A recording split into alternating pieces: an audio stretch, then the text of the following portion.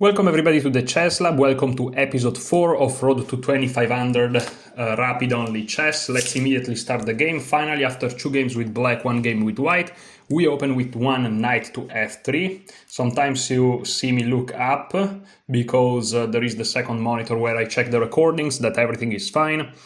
And it seems like everything is fine. So, knight f3, d5, g3, I'm basing this repertoire off of Nate Solon's course. 100 repertoires on Chessable about the one knight f3. And yesterday I was playing with the black pieces the Nimzovich Sicilian. My opponent played a line that in the end is not in the course actually. The what is d4 on move 5, if I'm not mistaken, is actually not in the course. Okay, so this is called the reverse Grunfeld. And here, if we just blindly follow with castling, black will go e5. This is playable. You can enter in a reverse King's Indian if you want, where white is like black in the King's Indian. But this kind of gives black a very easy game. So let's strike immediately with d4. And now hopefully they take, push, knight takes, and this kind of gives us a relatively simple game. My opponent is rated above 2000, so today we are facing a tough opponent. My opponent plays knight to f6. This is also possible, but in this instance we just castle. And yeah. So if they play e5, the idea is to take, and then go something like c4. Okay, queen b6. Queen b6 is a move that is definitely not in the course, so I have no clue what to do.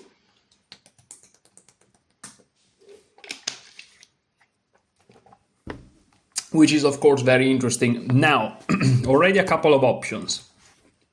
I can take, and this strengthens their center, but is an option because I can always play b3, bishop to b2, and attack it later. So that's something to keep in mind. Also, I can try to defend this knight. The question is how? Well, I can try to play something like c3, then I'm expecting e5, I take, and here they can decide whether or not to take with the queen or with the pawn. And if they take with the pawn, well, now I wasted a tempo with c3 and c4, but maybe it's possible. And another option that I'm looking at is to drop back. Now, after dropping back, they're probably gonna play e5, even though after e5, it's a very double-edged position because I can win a pawn here, and it's not clear how they have compensation. They can go bishop to e6 for sure, but then I can even force. Well, no, I cannot force a queen trade. So it's not clear. So knight to b3, e5. What can I do here? Because of course I wanted to go bishop e2, but then there is d4.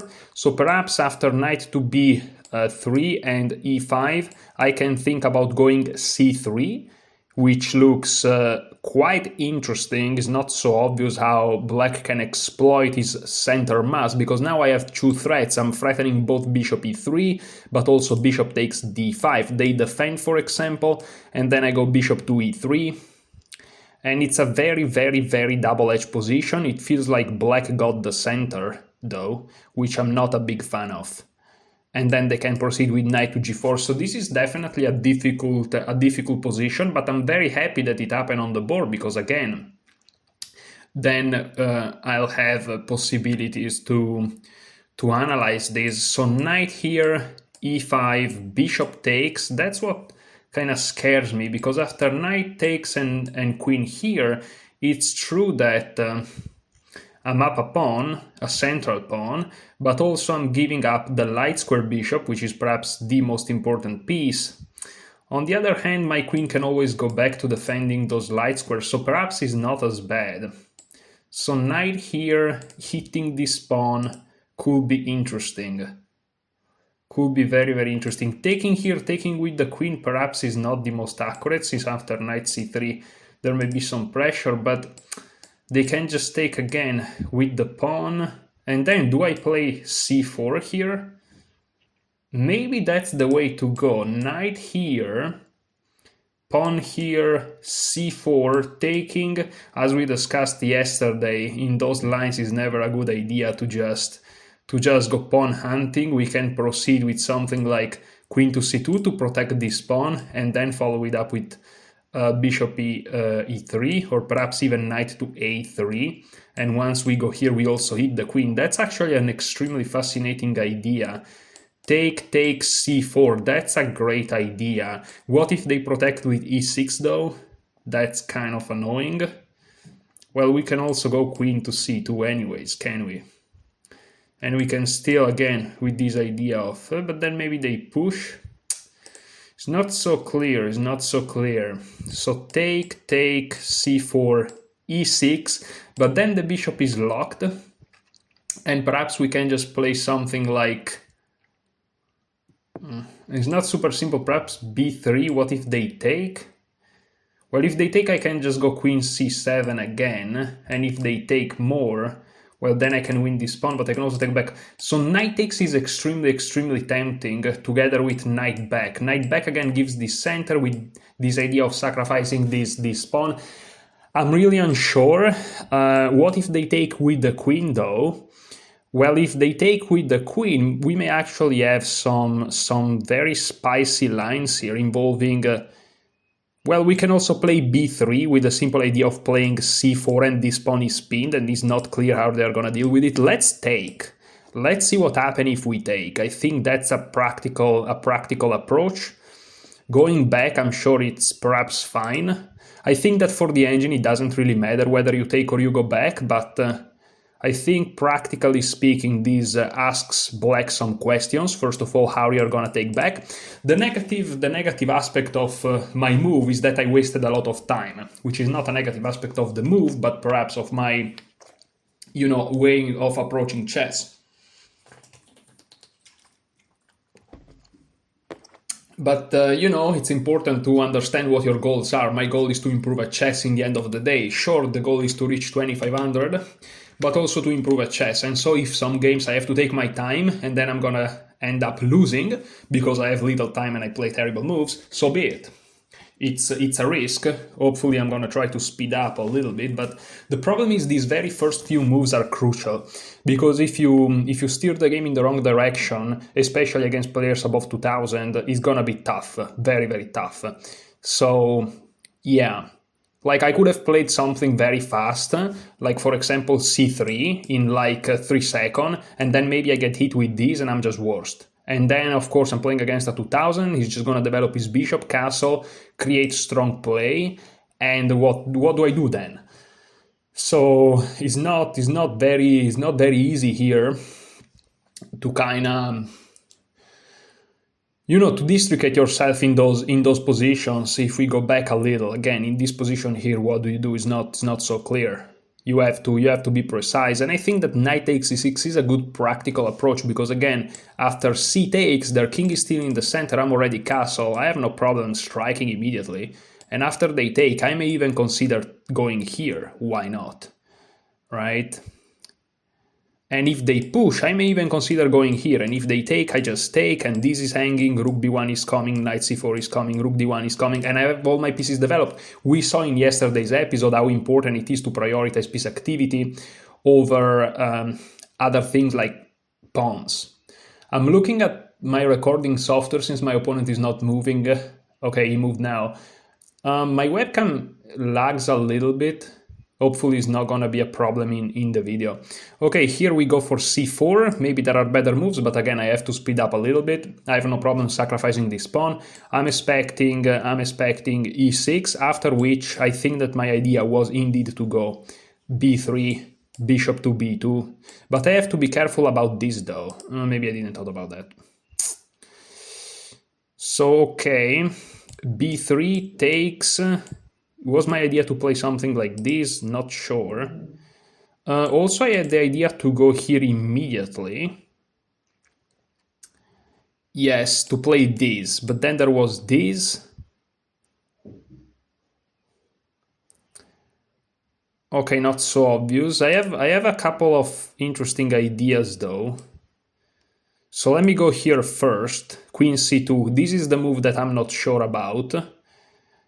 But I like to have this tension going on over here.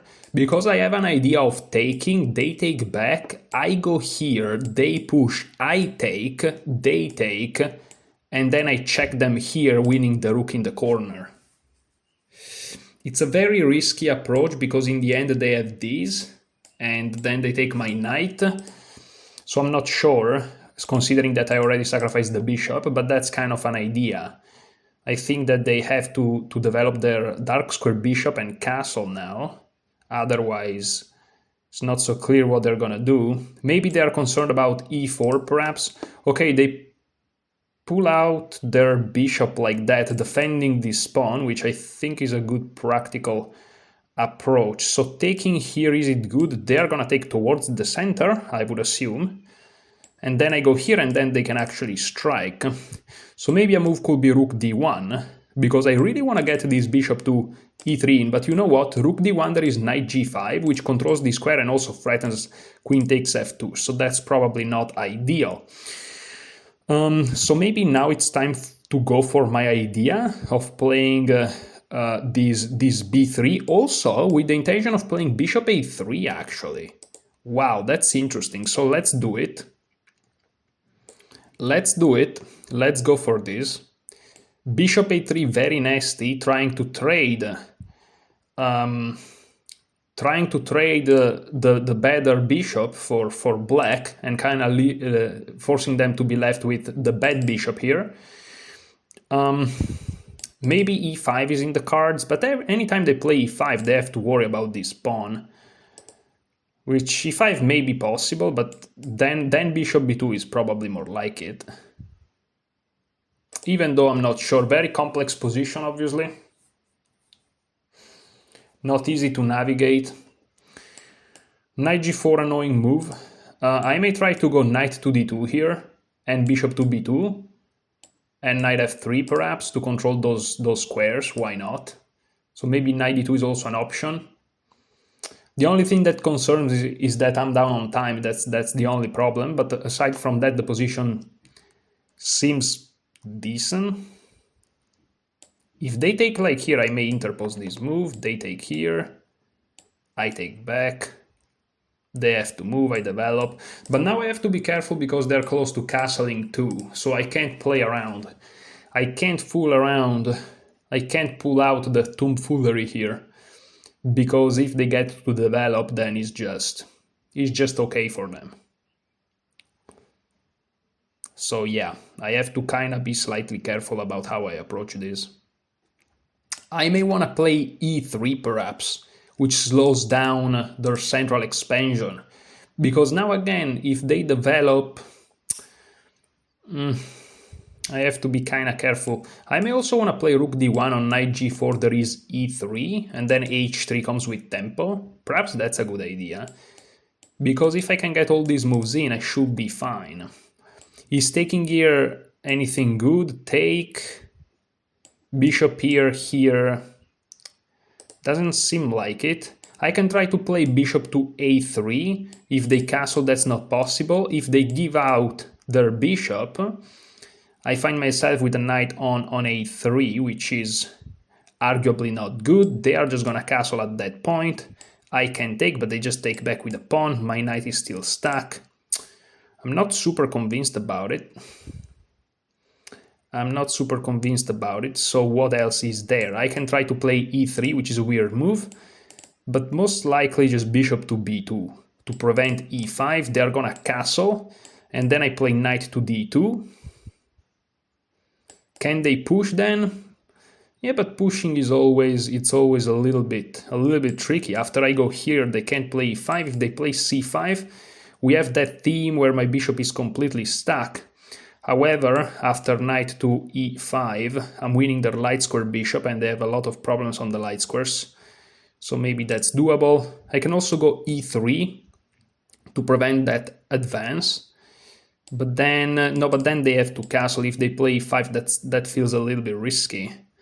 I can already attack them here, and they have to spend time defending. It's not so clear. I can always take. Maybe e3 is a great move. Is e3 a move? Let's go e3. e3 is a move that perhaps is just wasting time, but perhaps is okay. Is that there is this typical idea here which I don't like to allow. Maybe that was just wasting time, maybe just bishop b2 knight d2 was more on point. But okay, now they castle, so now we have to be very careful because losing pawns is not anymore a good idea. I think that going bishop b2 is the most correct approach. Going here again, they just take, and then my knight is kind of stranded. Of course, if they took, that would be awesome, but they're not gonna take. So bishop b2, taking here doesn't work because I can just take, and then I have a good game on this pawn. Okay, this is not clear what tries to achieve. So now I would like to go knight to d2, not knight to c3, even though knight c3 has the idea to hit the queen. But after I hit the queen, what's my next move? Do they want to play c5? Because if they want to play c5, then it kind of makes sense to play knight to c3. I wonder what's the future of knight c3 though. I really don't see it. But maybe knight c3 is more on point, because knight c3, c5, take, and I win an important pawn. But I don't see the future of knight c3. But I feel like it's the best move though. But here at least I have this square. Because I go here c5, and then I just go here, right? And they can't push in the center. Yeah, they can't push in the center. Okay, let's go knight d2. Hopefully I'm not blundering. Also, I'm controlling this square. They play this, okay. But that's not a problem for me. Let's just keep going with my plan. I'm expecting a4. Not sure what I can do about it.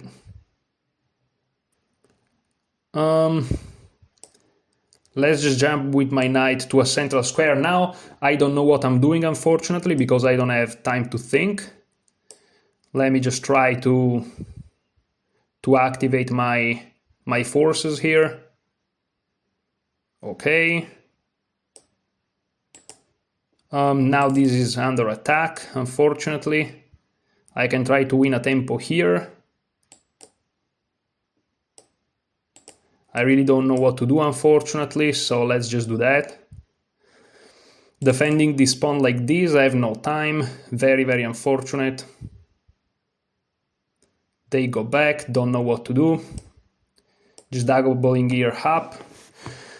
Unfortunately, it's a moment where I don't really know what am I doing here. Let's try to hit this queen. Perhaps he's playing on my time, which may not be the most proper way of handling it. Yeah, now I don't know what to do. Unfortunately, I have to find the move. Let's go here. Very tough, obviously. Very, very tough. I'm probably gonna lose this game simply because I'm playing on no time at all.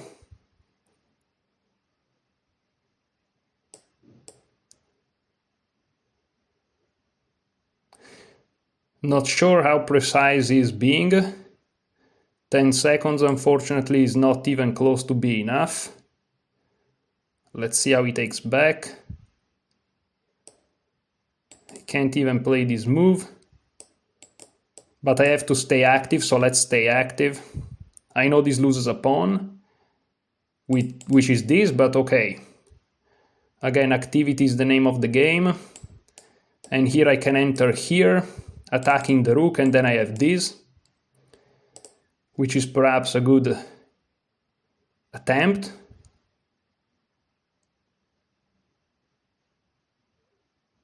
Perhaps.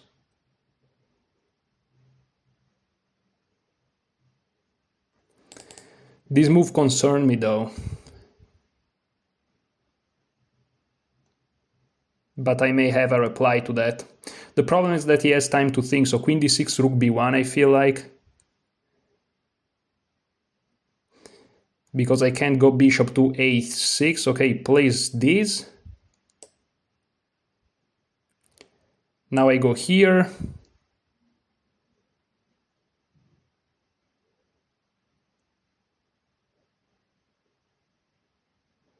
He goes here. Now I go here. I'm just fooling around. Now I take here. This is a fork. This is a fork to his pieces, and he resigns. What? What happened? That's crazy. How? How did this happen? Unbelievable. Again, the idea of leaving your pawns and going for activity. This is crazy. This is a cheat code. What is going on?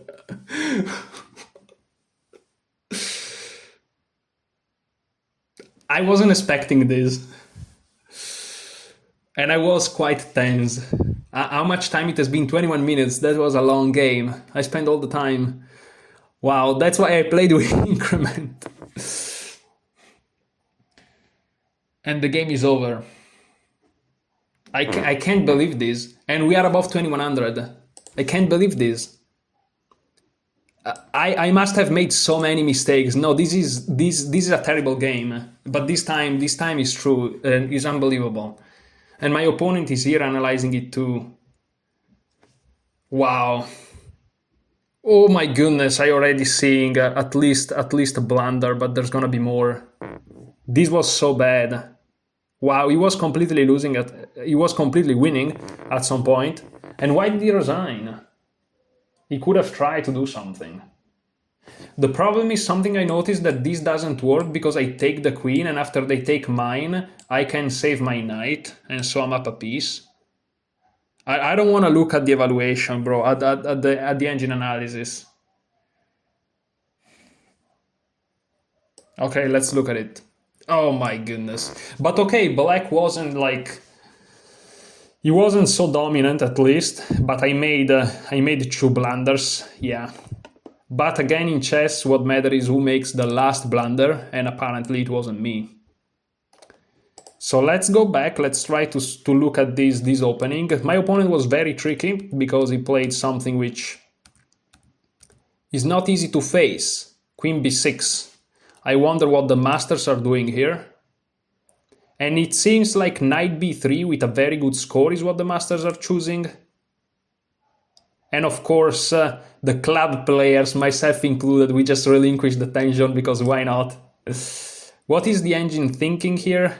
Well, whoa, it seems like at least this low-dep engine prefers knight takes c6, so maybe I didn't play that bad after all. With the idea of playing c4, wow, so it seems like I wasn't completely out of my mind. And yeah, of course c4 is the move at the master level. I wonder what the players at the lichess do. Yeah, c4, of course. So, you know, at this level people know about dynamics. But I've been 2200 and I didn't know about dynamics. What's going on? So, okay, e6. Let's keep a look at the master database here. Queen c2 seems like it has the best score, but it doesn't seem to be the best move. Knight c3 seems to be... Or even c takes. And I wonder what to do on c takes. I'm gonna have to add this to my repertoire, of course, this line. So I play queen c2, perhaps not the best approach, but again, at the master database, it kind of scores decently, even though it's just 9 games. Bishop d7, at the master database, at least on Lichess, is a novelty. In the Lichess database, let's see. It scores very well if you play knight c3, which I'm pretty sure I didn't do. I played b3. And here, bishop e7, obviously. And here I decided to play this move e3. I wonder if e3 is the best move or not. No, it feels like... Yeah, developing a piece. Yeah, with either knight d2 or bishop to b2. Yeah, okay. But not a big deal. e3 is not terrible, apparently. And here we are in novelties. So I played novelty here, at least at the Lichess level, with e3. which is fine. Castle, bishop to b2, rook f to c8, knight to d2, and here a5, very nice move. Unfortunately, I faced it with 27 seconds. You can see my time here, 27 seconds. Of course, this is not playable. I play knight f3, a4, knight e5. You can't play like this. Bishop e8, rook f to d1. It's already a miracle that I'm not blundering already. Rook a to b1, rook d3 is pure luck that rook d3 is not a blunder. I was trying to see if this guy can like do something here or here or here, but it felt like it couldn't, so alright. Rook a8, rook a to d1, a takes b3, rook takes b3. As you can see, the engine is not giving mistakes or anything, but this is minus 0.5 now, so of course I'm going in the wrong direction. And here after queen to a6, I should have played rook to a1, trying to keep things together. And this is not hanging. I noticed this is not hanging, but I don't know. I played a3 here, and here c5 would have been very strong. I like when Stockfish says that a move will be much better, and he doesn't explain, like he doesn't give lines at all. So what's the point here? What's the threat? Let's see what the threat is. So the threat, okay. So the point of c5 is that now this happens. Oh, and this is unstoppable. Oh, this is unstoppable. It doesn't matter what I do, this is unstoppable. So for example, rook, well, on moves that, if I move any of these three pieces, this comes and the other two are skewered. So let's say I take. Here it seems e takes d5. Yeah, and the best move is rook takes d5. And then you don't even take back, you go here. So yeah, basically the idea here was that I'm attacking the queen, so now it doesn't work. Once the queen moves, already there is this threat of playing c5 with bishop to a4 to follow.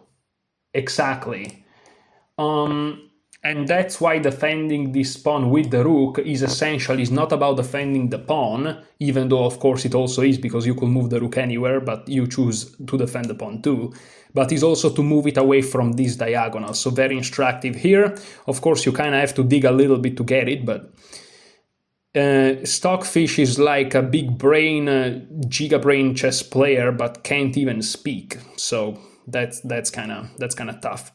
So a3 blundered, but my opponent made a mistake in my opinion, which is trying to play on my time. If he took a little bit more, he spent like 3 seconds. If he took like 20 seconds perhaps, which doesn't really change the situation, he would have spotted c5, and at that point I'm just lost. Or perhaps he would have spotted the idea, and at that point if it works you win the game, so he would have invested more time. And if he didn't, okay, whatever, but I still have 8 seconds, so it's all about, again, stacking probabilities in your favor. I think my opponent failed to do that. After a3, blunder with rook a to b8, and here, of course, I have to just take and, you know, limiting the damage. Instead, I played bishop to f1, which is perhaps a practical approach, but now queen to a4, and here what's going on? Well, this is pinned, so of course I can't just take, because after take, I lose the game. This is defended. So I'm wondering about rook c3, but now again c5. But this is difficult. C5 here is difficult. However, if I take, now take, and there is a double attack, so it's not so simple either. There is also the threat of rook takes, and if I take, this hangs, and after rook takes, if I take here, it's over, so here it's very difficult. So let's say take, bishop takes, again everything is hanging. There is rook to b1, which pins, and it looks bad. But let's try to see rook d2. Well, rook d2, there is knight e4, so as you can see, tactics just flows. So you have to play rook b1, but now knight e4 anyways, hitting this guy, and is not so clear. Probably going back, there are no many other moves. If I go here, there is this, so I have to go here, but now knight to d2, and it's just over. Again, it's difficult to see for me because I have literally, let me see how much I have. I have 9 seconds, I have 10 seconds, but my opponent has 4 minutes and 41 seconds, and this is what happens when you play on your opponent's time, is something that, unless you are a very strong player, which like Nakamura, Carlsen, these very strong guys that can find moves in, very good moves in split seconds, and their intuition, they know that most of the times is extremely good, unless you are, or even a grandmaster, right? Unless you are at that level, I think that playing on your opponent's time is more detrimental than beneficial. I've had this experience both where I was the one trying to play on my opponent's time and when they were trying to play on mine, and it feels like more often than not it's just not that good. But who knows? So, I mean, I'm sure it works sometimes, I just think that again it works less time than it doesn't. So instead my opponent simplified for me, which is not good, and after queen takes, now he has some practical problems. First of all, rook to b8 is not a thing. Also, I'm threatening to take, so I have a threat somehow, which kind of slows them down. They move away with queen a7, logical, because they move away from this diagonal. They also control this square, so now rook to b8 is a thing. However, I still play c takes d4. I mean, of course, is not perhaps the most precise. Better was to just make sure that this pawn is not hanging here. But you know, rook b8, you have to be calm and collected with queen c2. And I had, how much time did I had here? I had literally 12 seconds, so I just took, because why not? He takes back, and of course, I have 4 pawns, which are not terrible. I have a knight which is decent, but he has a better pawn structure, because if I have 2 pawn islands, right, he has only 1, which is here beautifully highlighted in blue. It's an island, so blue doesn't make sense because the sea is blue, but okay. But you got the point, and here this is just a weakness, and I'm gonna lose it, and just I'm gonna be down a pawn. Not necessarily I'm gonna lose it, but I have 12 seconds, so that doesn't help. Here I played bishop d4 because again you wanna try to be active, and I knew that this gave up the pawn, but as you can see the evaluation changes because now, first of all, even in an endgame, depends which endgame, but it may still be a draw. I mean, a pawn, especially with this symmetrical structure, is not the end of the world, but now I have activity, that's the difference. Yeah, a queen b7 best move, and this is not a fork because this guy is defended, right? But this is genuinely under attack. And here he played rook to d8, and here I went rook to a1. Here I was really concerned about queen to b4, which obviously is the best move. I don't know what else, and then queen c7 has to be played trying to keep the tension, and I still have much more activity.